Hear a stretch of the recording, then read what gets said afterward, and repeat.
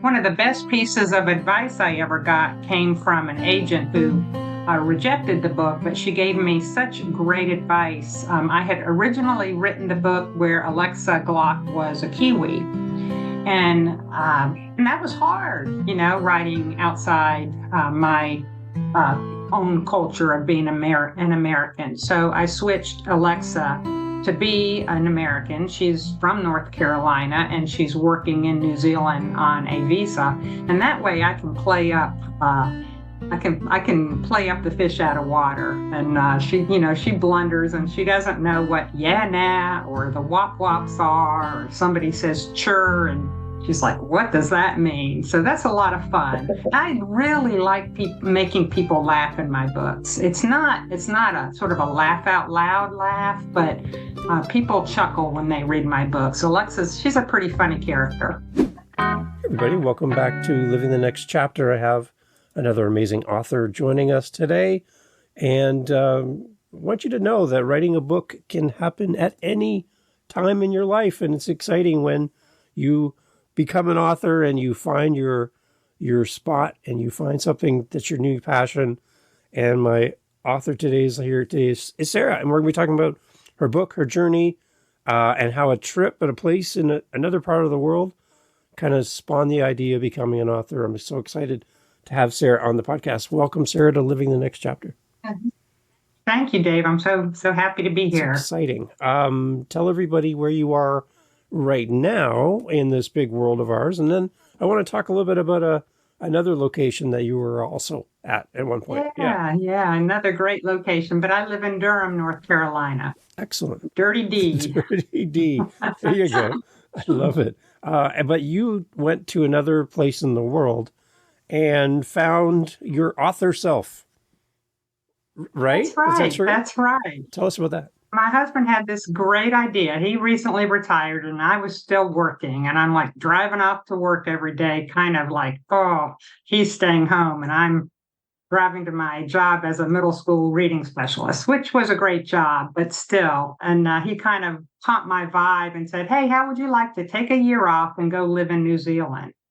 And I'm like, well, we can't do that. How could we do that? But we just made it happen. And New Zealand wouldn't let us stay there a year. They only let you stay 9 months on a tourist visa, but we stayed in New Zealand. And when we first got there, Dave, there was this huge storm, like, I don't know, like a hurricane we have here in North Carolina. And my husband and I are looking at each other and we're like, is this normal weather or what? And the newspaper headline was, by crikey, it was windy. I'm like, okay, I love a place that has by crikey in their headlines. But the next day, the headline was much more gripping. The next day, the headline was, chances of finding tourists alive very remote. And during that huge storm, a young couple from Canada had rented a camper van, and they were driving across the Southern Alps in New Zealand, and they just disappeared. The chassis of their van was found 80 meters below, draped over a boulder. Her body was found a week later, and his femur was found 3 years later. And that tragic story just planted a seed in my mind that, you know what, people can just up and disappear in New Zealand. Wow. And when I saw my first molten mud pot, I had never been to anywhere we had thermal activity like Yellowstone. And when I saw my first bubbling mud pot in New Zealand, I'm like, I have got to kill someone here. So when we came home from New Zealand, that's when I started writing a forensic series set in New Zealand. All kinds of inspiration I got from that beautiful, remote, rugged country. Wow. Like what an origin story to be for an author and a series of, wow. Okay. So had you written anything else like this in the past? I had been a journalism major, okay. And the big thing that helped me become a writer was read everything. Okay. But yes, I had written some for newspapers and for magazines. One of my favorite articles was for Dog Living magazine, and it was I want a dog and my husband doesn't. I love it. So I bet you can guess who won that Hmm. one. I wonder. I wonder. I have some bets. I love it. It's amazing. So, Yeah, so newspaper writing about family and education and going through divorce. So I was kind of known locally for my columns. But, writing Molten Mud Murder, which was my first book, that was the first time I ever wrote a novel. so let's jump back to your time at school helping with, students when they're reading. Any tips for a parent that's listening that would love to help their child fall in love with I reading? just think, yeah, I think especially for middle school kids and even later elementary, gosh, graphic novels are great. Graphic novels really support kids by having, maybe if you're a reluctant reader or a little below in your reading level, they support kids with the pictures, but they often have sophisticated themes that they're carried through the pictures as well as the words. So graphic novels are a great way to entice reluctant readers. Okay, that's good. Because I think that's one thing that as parents maybe we struggle with is trying to get our kids to fall in love with reading with everything that goes on in the world today and technology and everything. To sit down with a good book and to hone that skill of understanding how to read properly and process. I think that's something we I need that, right? agree. We really do. We really do. And just finding that kid's interest and trying to find books that support that interest, of course, is another great way. And I read to my kids through all the way through elementary school. So don't think just because they're 10 years old, you need to stop reading aloud with them. And we need to set the example as adults, I think, too, right? Sure. We need to show that Yeah, my example. kids always saw my nose in a book, that's for sure. You never know where it's going to lead. It's exciting. That's right. So, tell us about your main characters in your book. Like, is there certain Yeah, yeah, people we follow as we follow the journey? yeah. That's something for writers to really consider before they jump in and write their novels is what's the point of view going to be? And are you going to have a single point of view or are you going to have multiple points of view? And I have to say, when I wrote my first book, I didn't spend a lot of time thinking about that. So my books are all close third person, and you are only in the head of one character, Alexa Glock. Okay. And by the way, listen to your mother. My mother, when I wrote the first book, she said, Sarah, don't name your main character Alexa. There's that. This was like in 2017. She said, Sarah, there's that Alexa Amazon thing. And I'm like, oh, mom, that's not going to be a big deal. So now when people listen to my books, Alexa Glock sets off their devices. But there's nothing I can do about that now. I cannot change her name now that I'm on to book 6. Is there an audiobook series of So this too then? they're all made into Okay. audiobooks, and Sarah Vaughn does the recordings. She does an absolutely great job. But the first book, she or her manager contacted me and asked me how to pronounce some of the Maori phrases in my book, and I'm like, oh my gosh, I can write the phrases, but I have no idea how to do justice to the Maori Hmm. language. And somehow they do. They just do a great job with the Maori language in my books and much better than I could ever do. But anyway, Sarah Vaughn does a great job narrating Amazing. all my Okay, books. because I think that would be interesting if you're playing your audiobook and Alexa's in the room, that every time Alexa's mentioned on the audiobook, again, Alexa's going to queue up and And, we probably just set off a bunch of and let people's me just stuff. say, I'm sorry. I love it. I should have listened to my I love it. mother. Oh, no, there's a tagline right there. I think all of us could agree with, I think. But Yeah. anyway, a little more about Alexa Glock. I thought, okay, how can I sell this? How can I sell a series? I want to write a mystery series. So I did two things that I think helped me get an agent and sell the book. And one was set it in New Zealand because New Zealand is on a lot of people's bucket lists and it's a wondrous country. And the other is, okay, I'm going to give my main character a really cool job. So I came up with forensic odontology. And teeth are the most resistant part of the human body, and oftentimes the only thing left. I mean, they survive cremation, teeth do. So they're amazing. And Alexa has a motto, and her motto is lips may lie, but teeth never do. So I think having the niche of a cool job and a cool place helped me sell the series. Wow, I've never thought of anybody having that title. And you're right about teeth. That is very interesting. And yeah, and going back to your original story about the couple on holidays and tragically losing their life, how it's so hard to put all that pieces back together and figure out what happened. And that's amazing how all this, now that you're telling me all this, now I have a really good understanding coming to the series about how this all came to life. This really helps me as a reader as well. Good. I love it. I love it.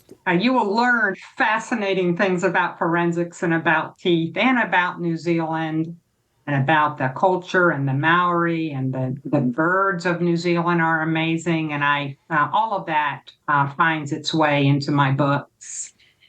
Amazing. Okay, so New Zealand definitely had an impact on you, and the people of New Zealand had an impact on you. What kind of things did you see when you were there that kind of fed its way into your writings? The one thing I know, I watched a series on New Zealand, and just the variety of 1 minute you can be in the mountains, the next minute you can be by the ocean. Like everything's like the whole place is just everything in one location. So That's right. You're never far from the sea, like you say, but you could be up in the mountains. My books are setting driven. I start with the setting. Like when we were there, we lived a regular life. We went to a little stone church and we had volunteer jobs and we joined a gym and a library, but we did a lot of traveling. And my husband, we were planning a trip to Stewart Island, which I didn't even know existed. It's the third largest island. New Zealand is two islands, the North Island and the South Island. And then it has quite a large island, Stewart Island, that hangs off the southern tip. And we were planning a trip there. It's a large island, but only 400 people live there, and it's mostly national park. And we were going to do some hiking. But then my husband came up with this idea. He said, "Well, how would you like to go shark cage diving?" And I'm like, "What? Shark cage diving?" So the audience could see Dave's face right now. Speaking of teeth, yeah. But anyway, that was kind of my reaction. Yeah. But it's a mecca for great white sharks. They migrate there and stay there 6 months of the year, and they just kind of surround this island. And the locals have learned to respect and live with them. But two cage diving operations started in and around the year we were there. And the locals were seeing great white sharks in places they had never seen sharks before. They weren't letting their children go swimming, though why anybody would swim in that water, I don't know. It's freezing. They wouldn't let their children out in small boats. So there was this real tension between the locals and the cage dive operators, and of course the tourists that the cage dive operators bring in, and then there's, tourism's good. So there was this tension on the island. Literally, the locals wanted this to stop. So my second book, The Bones Remember, uses that real life tension as part of the theme for that book. And by the way, when my husband found out how expensive shark cage diving was, we went birding instead. Birds have, but there is a shark ravaged body that washes ashore in my second book. And one of the scenes in that book, it had to be the most fun scene, scariest scene I've written. And that's when Alexa falls overboard and the bad guy throws chum on her. And so that just thinking about that scene gives me nightmares. And throwing the chum was not my idea. That was my writing coach's idea. And I'm like, wow. So I wanted to call the book Chum, but but my publisher never likes my titles, so they switched it to The Bones Remember. But come on, what's wrong with Chum? Well, see, well, that's Uh, interesting that your titles get changed all the time too. I like that.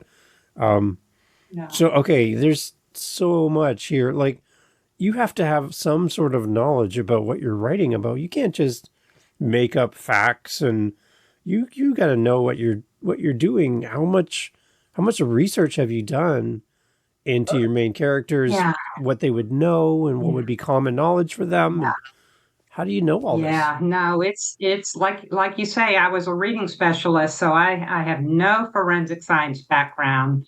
And so I do very, very careful research, but I still get it wrong. So I have found some amazing, and they all happen to be women. Like, well, for the shark book, there was a male shark biologist in New Zealand who read over what I wrote and let me know what I got right and what I got wrong. But I have a forensic consultant now, and Dr. Heidi Eldridge. She used to live in Durham, but now she is director of crime scene investigations at George Washington University. And she is amazing. She is so totally nerdy and so excited about everything. And she helps me in my third book. Alexa goes hiking on the Milford Track with her brother Charlie, and there is a death.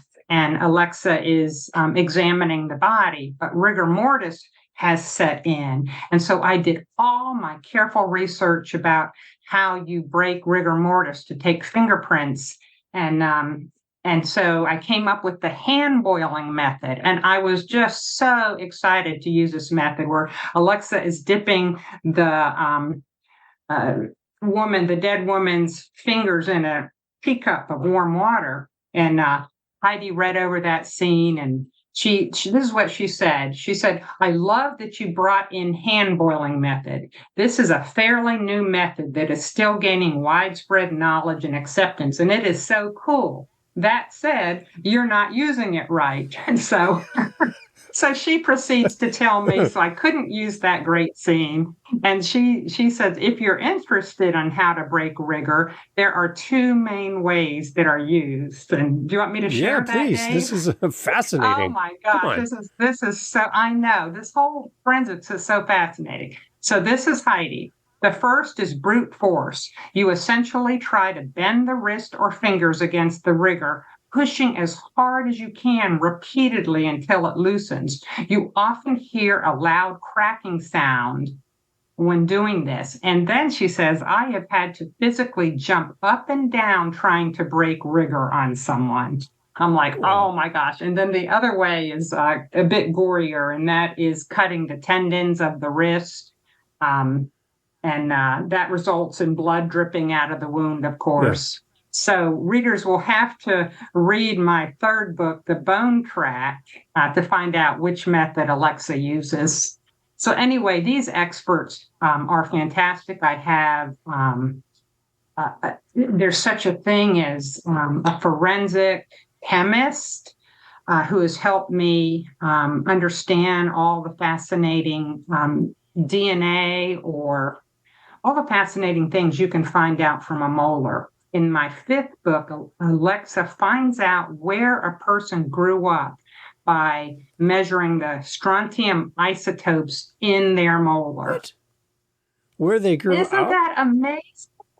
Where they grew up. When your molars are up, let's say your second molars when you're 7 years old, the strontium isotopes in rocks and streams washes down and gets into our food chain and are absorbed by the molars when they're erupting. And you can tell where somebody lived when their molars erupted. Wait, Is that not the coolest thing you have ever heard? what?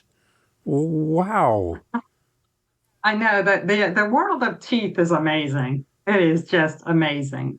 Makes me respect my own so much more. Think I'm going to go get my dentist some flowers or something today. That's amazing. That's so Yeah, it really is cool. Okay. so cool. All right. So when you're writing, do you have a target audience in mind that this is who I'm writing for and this is who I'm hoping to bring into the series? Well, first of all, I have myself in mind. I always try to write a book that I would love reading. But other than that, it's people that enjoy forensics or enjoy, a lot of us really like to read mysteries set in foreign locations. If you like CSI or Bones, my books are for you. Um, if you like sort of a kicky, nerdy protagonist, she's a little clumsy. Some people have even asked me, is Alexa on the spectrum? She's much better with post-mortem dentals than she is with people. But anyway, she's also the kind of main character who uses a can of soup or maybe a fishing net to nab the baddie instead of a gun. So I kind of like that about her. A can of Book 5, soup. she just really nails somebody with a can of soup. My last name is Campbell, so I totally endorse that. So that's amazing. That's amazing. Okay, Yeah. what brings you joy as an author then? Is it the writing process? Is it seeing Oh somebody my interact with your gosh, book? no, What is heck it? no. What is it? I came across I think it's a Dorothy Parker quote recently that said, I hate the writing, but I love having written. And writing is Yeah. hard. So just all you writers out there who want to write a book, just set a time limit and make yourself stay at the computer for an hour. I mean, it's hard. Just push through. What gives me the most joy is doing book clubs. People invite me either via Zoom. I'm doing a Zoom book club this afternoon, or next week, Killer Coffee. We'll meet in person. That's, to me, that is the most fun, is uh, meeting with people who are reading my books. And I found out people check my forensic facts. Yeah, they do. They get on the computer and check after me. There you go. So even like somebody in law enforcement or detectives, they would Yeah. enjoy this series as well. Anybody who likes police Yeah, procedurals, sure, yeah. interesting. You have a very wide audience for this then too. Do you ever find yourself being influenced by television, movies, other authors at all that kind of feeds its way into like the Tooth scenario? We can find your origin as an Yeah. author based on some of the things that you Yeah. find your inspiration from. We one thing that really inspired me, and I had never read a C.J. Box book before, but C.J. Box has written a lot of books, and his main character is a game warden in Wyoming. And I had the pleasure of being in the audience at BoucherCon, listening to him speak. And he keeps a word count. He writes 1,000 words a day, and when he's done his 1,000 words, he's up and out of there. So that was a real inspiration to me. I had always kept a page count before, which is really misleading. It could be a lot of dialogue and not many words. So that's something with my book now. I'm writing my sixth book now. Is I'm trying to be more deliberate about my word count, and it's helpful. It's hard writing. I have a contract for a book a year, and it's hard. It's really hard writing a book a Wow. year. So it's always on my Yeah. shoulders for sure. Okay, so that's a motivation right there. Like a book a year. For those who have no idea what that feels like to have that kind of contract, do you find that to be motivating, or do you find that to be kind of a hindrance at times that you have to produce on a regular basis? It's a mixed bag. Okay. It motivates me. It's always there. Anytime I take time off, like with my new little grandbaby, or maybe my husband and I want to go on a trip, it's like, okay, but you should be writing. You should be writing. So it's a wonderful journey to be on. It really is. I'm thrilled. But I think having a word count has made me feel more in control. I can do Yeah. this. I'm tracking this. Any idea or plans to go back to the origin for all of this, back to New Zealand? Yeah, we were lucky to make a trip back there for 4 weeks this past Good. February. Of course, they had just had a cyclone, so lots of the hikes we wanted to take were unfortunately not available. And then we got COVID. Um, so it wasn't the greatest return. My contract, I have a contract for 6 books, and if they renew the contract when I turn in book 6, I'll go back again. Nice. Wow. If it weren't so darn far away, oh my gosh, it's hard to get to New Zealand. Yeah, I think they did that on purpose. That's amazing, though. Again, I love the idea of where you find your inspiration from, how you brought in the culture of New Zealand into your writings, because I think that honors the people that live there and shines a light on that beautiful part of the world. I think that's amazing. Yeah. And the fact that you're so Yeah. fact based and that it's not you're not writing fiction in the sense that none of those things could ever happen, and you're learning, like That's you're right. growing as a person in the process. Oh, totally. I'm excited about getting up every single morning. It is So fascinating. amazing. And One of the best pieces of advice I ever got came from an agent who rejected the book, but she gave me such great advice. I had originally written the book where Alexa Glock was a Kiwi. And that was hard, writing outside my own culture of being an American. So I switched Alexa to be an American. She's from North Carolina and she's working in New Zealand on a visa, and that way I can play up. I can play up the fish out of water, and she blunders and she doesn't know what yeah nah or the wop wops are, or somebody says chur and she's like, what does that mean? So that's a lot of fun. I really like making people laugh in my books. It's not a sort of a laugh out loud laugh, but people chuckle when they read my books. She's a pretty funny character. it's interesting because Alexa not knowing the culture also opens the door for a reader who doesn't know the culture, because we're asking the same question as a reader that she would. So we're learning as well, And right? that's why that advice was so good from that agent. It was such great. So, readers, if you want to go the agent route and you get I have a whole book. My whole book is like entitled You Suck. And I have all my rejections. I got over 60 rejections when I was trying to find an agent. But, sometimes I got really good advice. They told me why they rejected it. And during that process of trying to find an agent, I would hone the manuscript over and over and over again.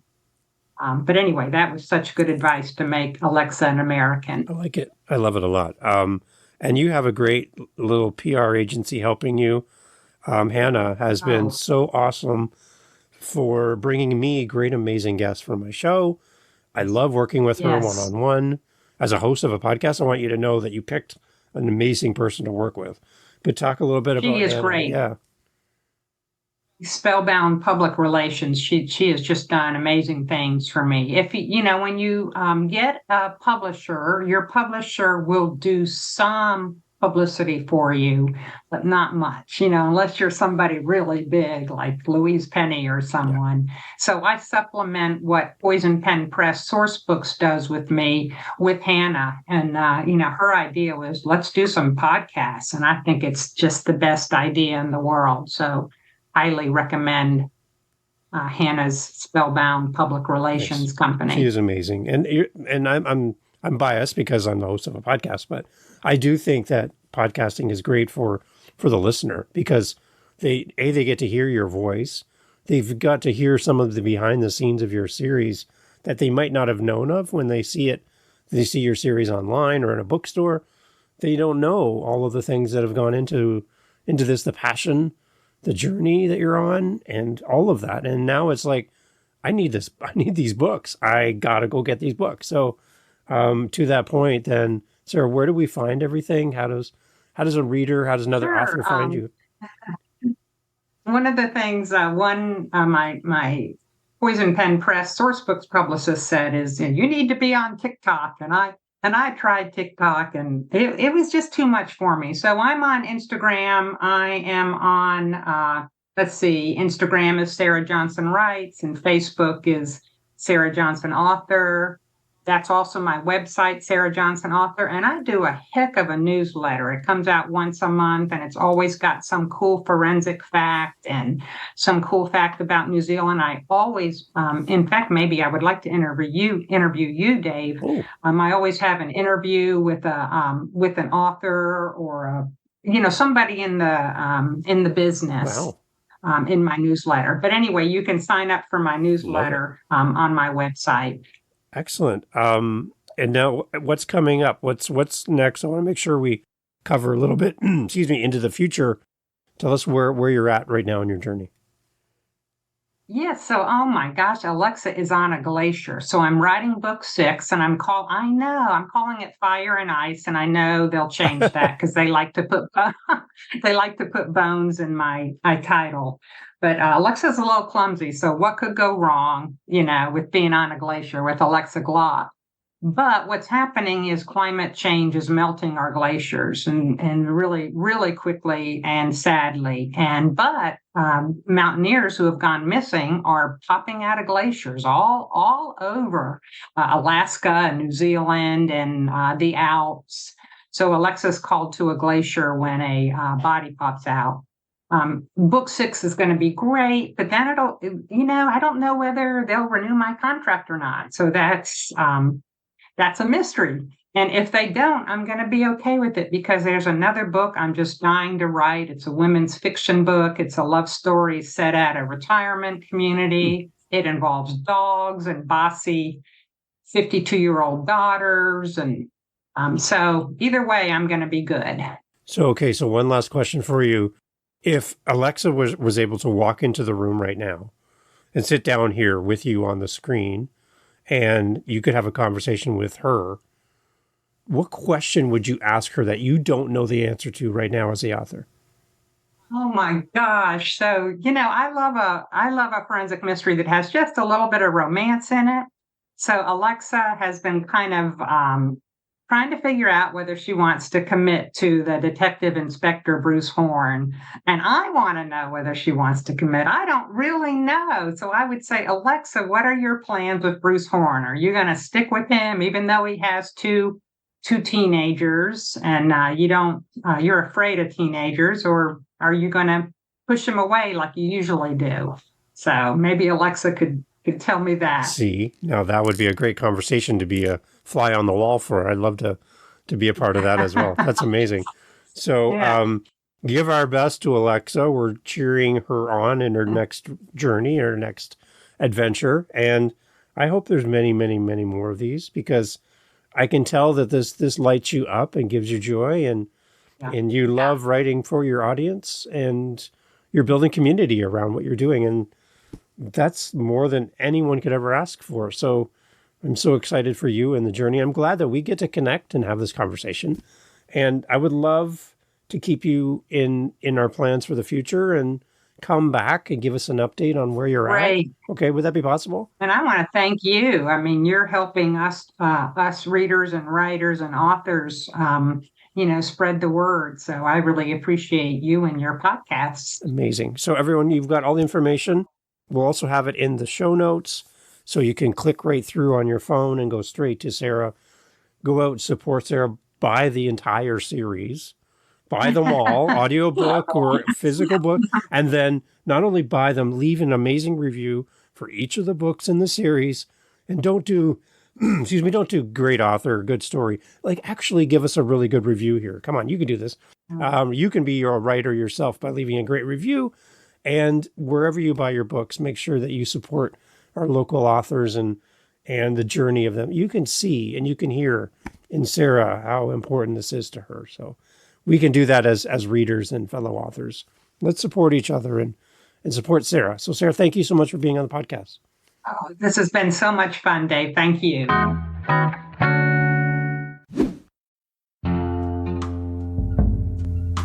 Hey, thanks for checking out the latest episode of Living the Next Chapter. I'm so happy to bring on these amazing authors and to share their stories, but I do have to confess I have a problem. And people who know me best would say, Dave, you have more than one problem. My problem is I have more episodes than I can release to you through my audio host, but I have a solution for you. Oh, yes. Head over to our YouTube channel. Subscribe today to our YouTube channel. And you can get the most recent episode. I'm posting this episode today that I recorded today, and you can get it now on YouTube. Jump the line, move right past that big burly guy at the door. You can get right in and get the most recent episode of Living the Next Chapter on our YouTube channel. Make sure you go there. livingthenextchapter.com has all the information. And again, I want to thank you for making this podcast such a great joy to create. Catch you on the next one.